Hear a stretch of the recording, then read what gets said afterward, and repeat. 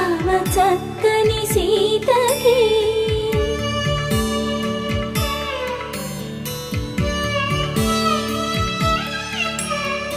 ఎర్ర జాబిలి చేయి రాముడేడని అడుగుతుంటే